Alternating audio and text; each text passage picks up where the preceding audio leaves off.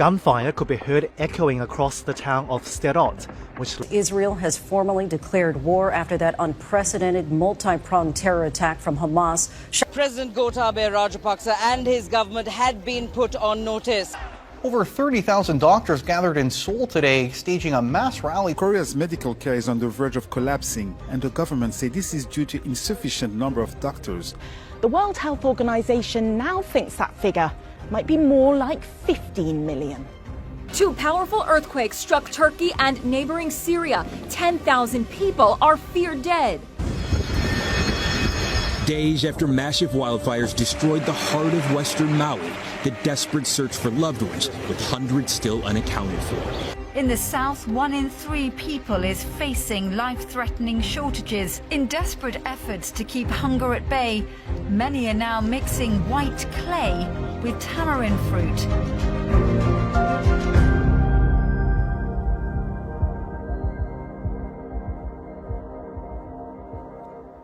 Mga kaibigan, napanood po natin at talaga namang nakatatawag ng pansin ang napanood po ninyo na kawalang kapayapaan sa mundo sa kasalukuyan.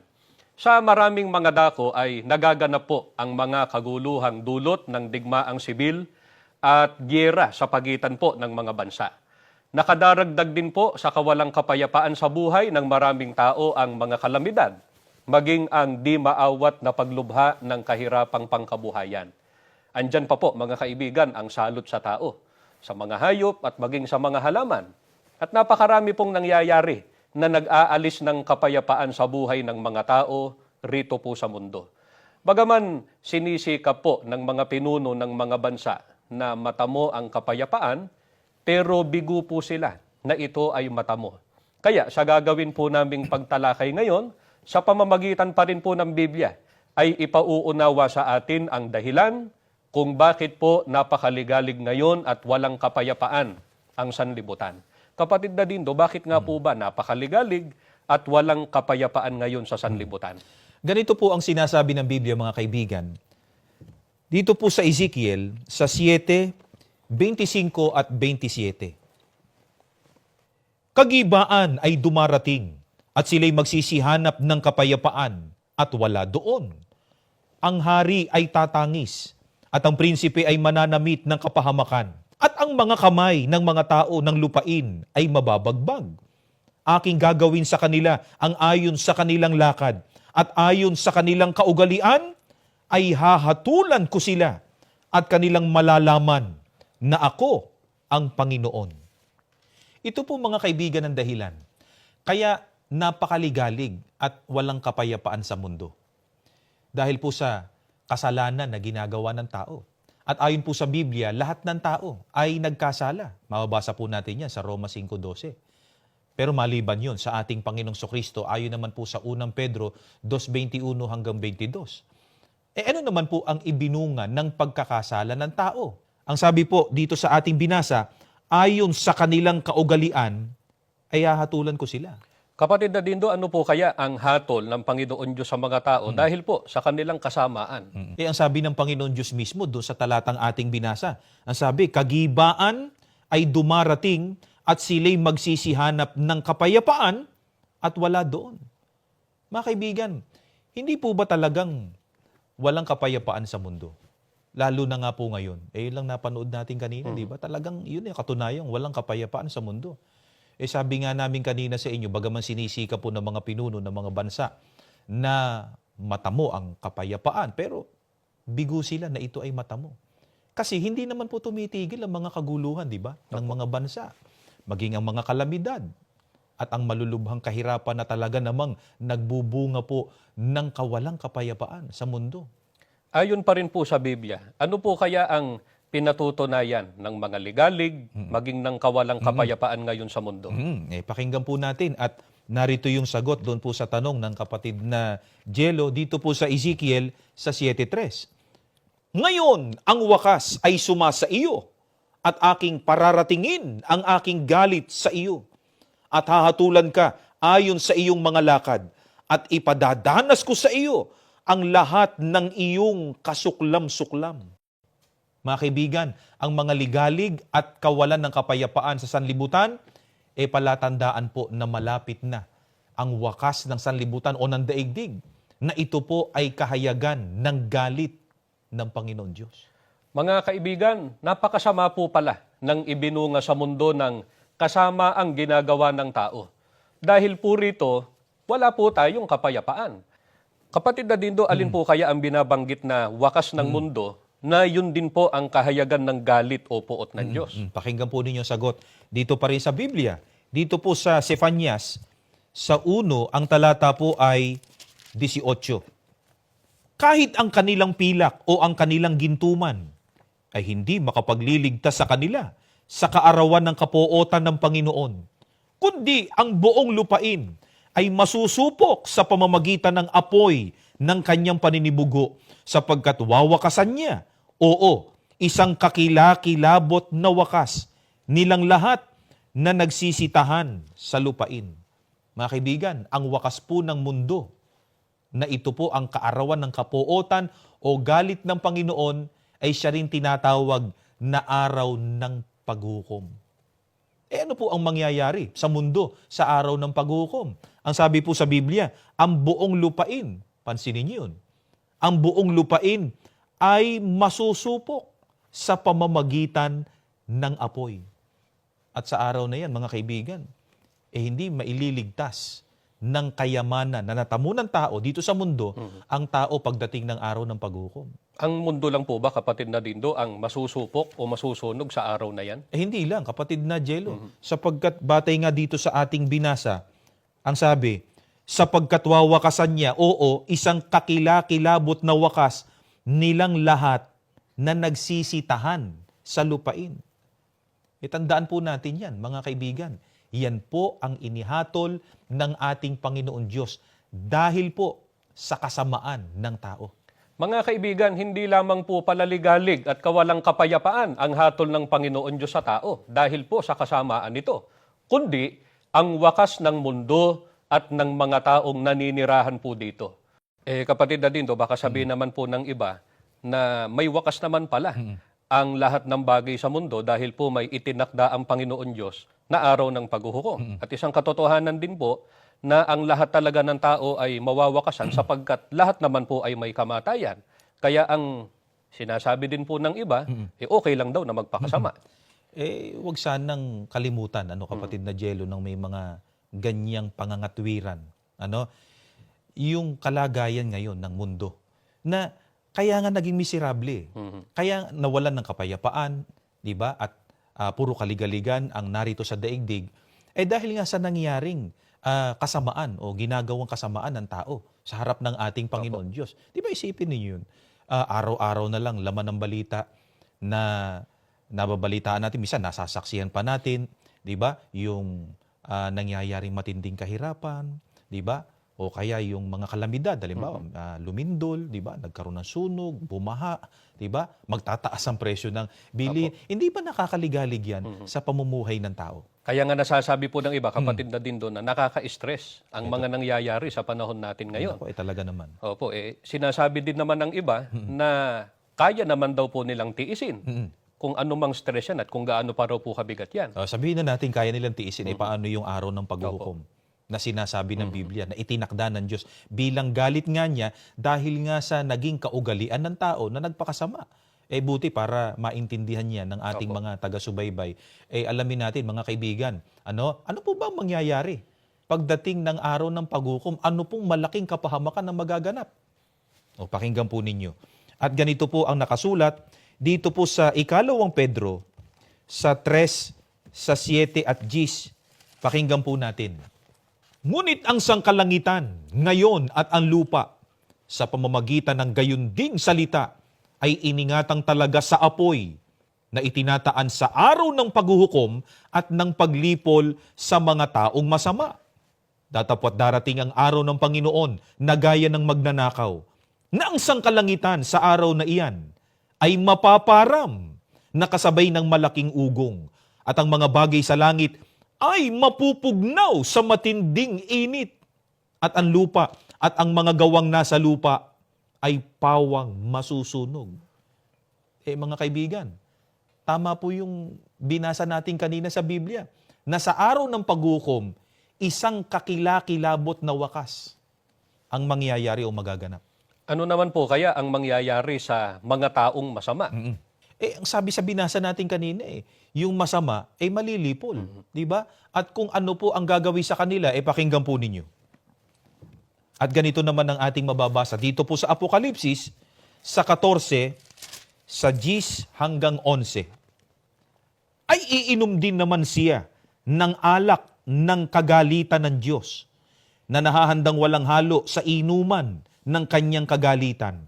At siya'y pahihirapan ng apoy at asupre sa harapan ng mga banal na anghel at sa harapan ng kordero.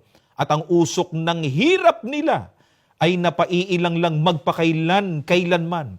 At sila'y walang kapahingahan, araw at gabi. Ito po ang hatol ng Panginoon Diyos sa mga taong masasama. Kaya hindi lamang po ang ibinunga nito nung kasamaan ng tao sa daigdig ay ligalig at kawalang kapayapaan, kundi yung walang hanggang kaparusahan sa dagat-dagatang apoy sa araw ng paghuhukom. Kapatid na Dindo, mahalagang tanong po sa Biblia. Bakit po ba naging masama ang tao? Pakinggan po ninyo. At ito ang dahilan. At sagot do sa tanong ng kapatid na Jello. Dito sa Isayas, sa 59, sa 7 hanggang 8. Tinatakbo ng kanilang mga paa ang kasamaan. At sila'y nangagmamadaling magbubo ng walang salang dugo. Ang kanilang mga pag-iisip ay mga pag-iisip ng kasamaan. Kawasakan at kagibaan ay nasa kanilang mga landas. Ang daan ng kapayapaan ay hindi nila nalalaman at walang kahatulan sa kanilang mga lakad. Sila'y nagsigawa para sa kanila ng mga likong landas. Sino mang lumalakad doon ay hindi nakakaalam ng kapayapaan. Napansin niyo po ba, mga kaibigan, ang dahilan kung bakit naging masama ang tao? Kapatid na Jello? Opo. Ang sabi doon sa ating binasa, ang daan ng kapayapaan ay hindi nila nalalaman. Ano po ang ginawa ng mga tao? Dahil hindi anya nila nalalaman kung alin ang daan ng kapayapaan. Ang sabi pa, sila'y nagsigawa para sa kanila ng mga likong landas. Gaano po kasama na ang mga likong landas ang lakaran ng tao? Ang sabi pa po ng Biblia, sino mang lumalakad doon ay hindi nakaalam ng kapayapaan. Ano po ang ibinunga sa mga tao dahil hindi nila alam ang daan ng kapayapaan? Yun anyang kanilang pag-iisip ay pawang kasamaan. Kaya kawasakan, kagibaan, nasa kanilang mga landas. Ano naman po kaya ang masamang ibinunga ng kasamaan ng tao sa kaugnayan niya sa Panginoon Diyos? Alam niyo, mga kaibigan, ayon sa Isaiah 59:2, ang tao po nahiwalay sa Diyos dahil sa kanilang kasamaan. Nakalagay doon na ikinubli ng Panginoon Diyos ang kanyang mukha sa mga taong masama at ipinasyang hindi niya sila pakikinggan. At sa Colossus 1:21, ayan, nababasa po ninyo sa inyong screen, ang mga hiwalay sa kanya ay itinuturing na ng Panginoon Diyos na kanyang mga kaaway. Kaya mga kaibigan, hindi lamang po kawalan ng kapayapaan sa daigdig ang naging bunga ng kasamaan ng tao, kundi kawalan din po ng kapayapaan sa Panginoon Diyos dahil nga po sa itinuring na po silang kaaway ng Diyos. Kaya nga, kung ang tao, kapatid na Jello, ay nagsisikap na maihanap na lunas, itong kawalan ng kapayapaan sa daigdig, at yan naman nga ang nakikita nating sinisikap, lalo na mga namiminunungan ng ating ng mga bansa. Pero itong higit sa lahat na dapat na ihanap na lunas ng tao. Yung lunas sa kawalang kapayapaan ng tao kanino? Sa ating Panginoon Diyos. Ang kailangan po, magkaroon siya ng kapayapaan sa Diyos, ang tao. Lalo na nga po ngayon, na panahon ngayon ng ligalig at kawalang kapayapaan ng daigdig. Sino naman po kaya, mga kaibigan, ayon sa pagtuturo ng Biblia, ang pinangakuan ng Panginoon Diyos ng kapayapaan sa Kanya sa panahon ng kawalang kapayapaan ng daigdig? Pakinggan po ninyo at napakagandang ito'y malaman po natin. Dito po sa awit, sa 29 at ang talata po ay 11. Ang Panginoon ay magbibigay ng kalakasan sa Kanyang bayan. Pagpapalain ng Panginoon ang kanyang bayan ng kapayapaan. Napakapalad po ng binabanggit sa talatang ito, di ba? Na ating binasa. Dahil hindi lamang po sila bibigyan ng lakas, kundi bibigyan pa ng kapayapaan. Sino po sila? Sila po ang mga kinikilala ng Panginoon Diyos na kanyang bayan. Kaya napakahalaga po, lalo na sa panahon ngayon, ng ligalig at kawalang kapayapaan, na mapabilang tayo sa bayan ng Panginoon Diyos. Kapatid Dadindo, alin po kaya ang kapayapaan na tinutukoy? At paano po kaya ibibigay ng Diyos ang kapayapaang ito sa kanyang bayan? May sinasabi dyan si Apostol Pablo. Dito po sa Roma, sa 5 at ang talatay 1. Pakinggan po natin. Yaman nga na mga inaaring ganap sa pananampalataya, mayroon tayong kapayapaan sa Diyos sa pamamagitan ng ating Panginoong Hesukristo. Ang binabanggit pong kapayapaan ay kapayapaan sa Diyos. Magkakaroon po nito ang tao sa pamamagitan po niya ng Panginoong Hesukristo. Nasaan po kaya ang mga taong binigyan ng Panginoon Diyos ng kapayapaan sa pamamagitan ng Panginoong Hesukristo? Napakahalaga na malaman yan. Pakinggan po ninyo ang sagot. Ganito ang ating mababasa dito naman po sa Kolosas sa 3 at ang talata po ay 15. At maghari sa inyong puso ang kapayapaan ni Kristo, na jay tinawag din naman kayo sa isang katawan at kayo'y maging mapagpasalamat. Mga kaibigan, ang mga taong binigyan po ng kapayapaan sa Diyos sa pamamagitan po ng Panginoong Hesukristo, na sila nga po ang kinikilala ng Panginoon Diyos na kanyang bayan, ay wala po sa anumang dako sa mundong ito, sapagkat tulad nga ng ating alam, ang mundo maligalig at walang kapayapaan. Dahil nga po sa kasamaan ng tao. Saan po sila naroroon? Ayon puro sa ating binasa, sila po ay tinawag sa isang katawan. Alin po kaya, kapatid Dadindo, ang binabanggit na katawan na doon po tinawag ng Diyos ang mga taong binigyan ng kapayapaan? Dito rin po sa Kolosas. Kanina yung 3:15 ang binasa natin, Dito naman sa 1:18. At siya ang ulo ng katawan sa makatuwid bagay ng Iglesia. Ayon po kay Apostol Pablo, ang katawan ay ang Iglesia. Na ang ulo po ay ang ating Panginoong Hesukristo. Paano po kaya naging katawan ng Panginoong Hesukristo ang Iglesia at siya po ang ulo nito? Ganito naman po ang sagot. Dito po sa Efeso sa 2, ang talata po ay 15. Pakinggan natin. Na inalis ang pagkakaalit sa pamamagitan ng kanyang laman, kahit kautusan na may mga batas at ang palatuntunan, upang sa dalawa ay lalangin sa kanyang sarili ang isang taong bago. Sa ganito'y ginagawa ang kapayapaan. May binabanggit po rito na dalawa na bumubuo sa isang taong bago. Ito nga po ang Panginoong Hesukristo bilang ulo at ang Iglesia bilang kanyang katawan.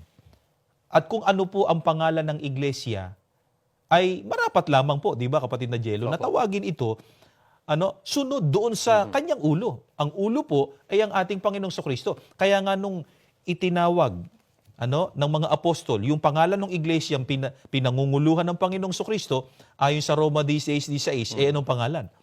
Iglesia ni Kristo po. Noon, mga kaibigan, ang kinikilalang bayan ng Panginoon Diyos ay ang bayang Israel. Sa panahon po natin ngayon na kung tawagin ay panahong Kristiyano, ay ang Iglesia ni Kristo. Sapagkat sila po ang pinangakuan ng kapayapaan sa ating Panginoon Diyos.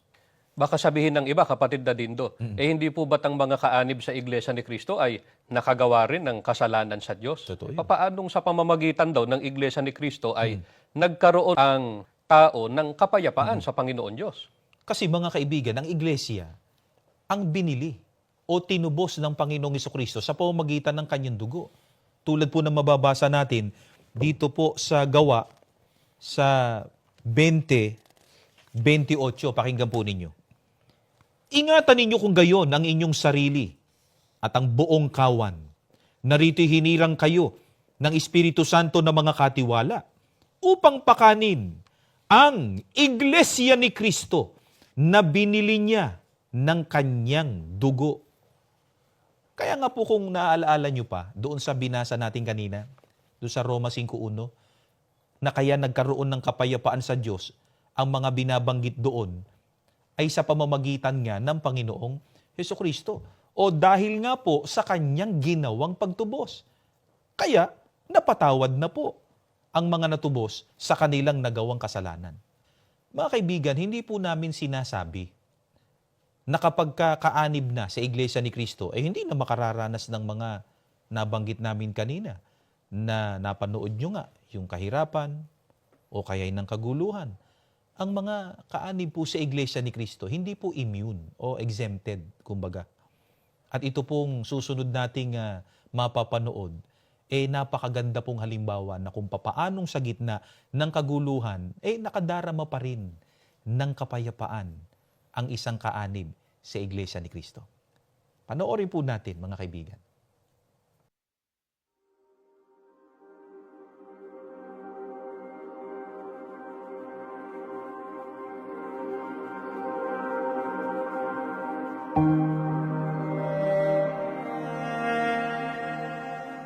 Ngayon, sunod-sunod ang kalamidad eh. Basta dito na lahat halos bagyo, landslide. Mga nakaraan, yung lindol.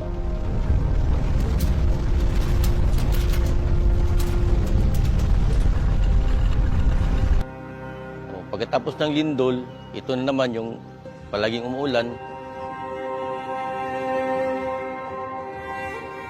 Kaya, yun, dito sa Norte, maraming baha po.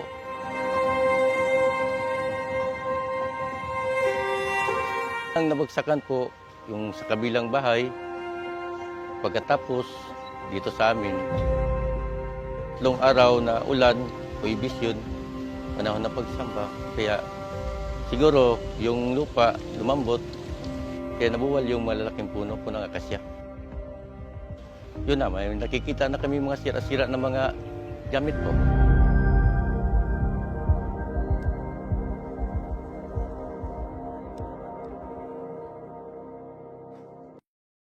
Ang hanap buhay ko po, yung buti bakal po, nangangalakal sa araw-araw. Ang motor ko, ginagamit ko sa paghanap buhay ko sa pagngangalakal. Dito ko sinakay ang mga kalakal ko, nabili, tapos i-deliver ko sa junk shop. Kaya lang, sa nangyari ngayon, parang siguro mga 10 days siguro na wala tayong hanap buhay. Kasi paayos pa itong panggamit namin na panghanap buhay.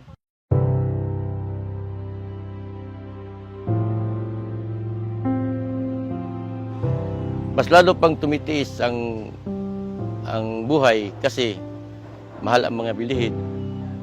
Kahit ano pa, pero maraming kalamidad, pero ang pagsubok, diyan natin mababase ang ating pananampalataya po.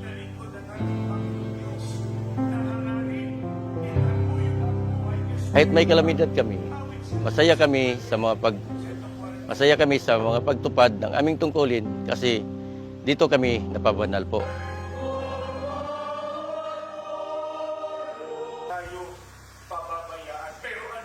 Nindigan kami kahit na may pagsubok ang aming naranasan ng aking pamilya po. Magpapatuloy kami sa aming paglilingkod sa ating Panginoong Diyos. Magtupad kami sa aming tungkulin pagka mga awit at sa organista po sa loob ng Iglesia ni Cristo po.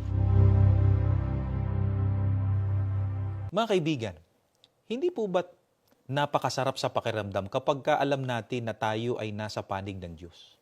Sapagkat napatawad na sa kasalanan at maliligtas sa puot ng Diyos sa araw ng paghukom? Kaya nga po ang paanyaya ng ating Panginoong Hesukristo sa lahat ng tao upang maligtas po sa araw ng paghuhukom at magkaroon ng kapayapaan sa Panginoon Diyos. Pakinggan po ninyo mga kaibigan ng pahayag mismo ng Panginoong Hesukristo rito po sa 1, sa 10 ang talata po ay 9. Ako ang pintuan. Ang sino mang taong pumasok sa loob ng kawan sa pamamagitan ko ay maliligtas. Mga kaibigan, ito po ang iniaalok ng ating Panginoong Hesukristo sa lahat ng tao, ang pumasok sa kawan. na ang kawan po na tinutukoy, ayon po sa binasang talata ng kapatid na Dindo kanina, ay ang Iglesia ni Cristo na binili o tinubos po niya ng kanyang dugo. Sila po ang ginarantyahan ng Panginoong Hesukristo mismo na maliligtas sa araw ng paghuhukom. Nawa po mga kaibigan, makapiling po namin kayo sa Iglesia ni Cristo upang kahit narito tayo sa daigdig na may ligalig at kawalang kapayapaan, makamit naman po natin ang kapayapaan sa Panginoon Diyos.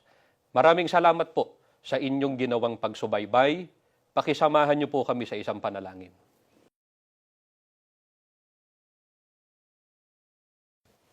Panginoon na aming Diyos, maraming salamat po sa pamamagitan ng palatuntunang ito'y itinuro mo sa aming lahat kung papaano po kami magkakaroon ng kapayapaan sa iyo. Amen. Marapat lamang na ito'y aming pakahangarin sapagkat dito po sa mundong aming kinaroroonan, punong-puno ng kaguluhan at kawalang kapayapaan. Pinakamahalaga po, magkaroon kami sa iyo ng kapayapaan. Patuloy mo pong basbasan ng buong iglesia at ang pamamahalang patuloy na nagmamalasakit sa amin. Amen. Hinihiling namin ito sa pangalan po ng Panginoong Hesukristo. Amen. Amen.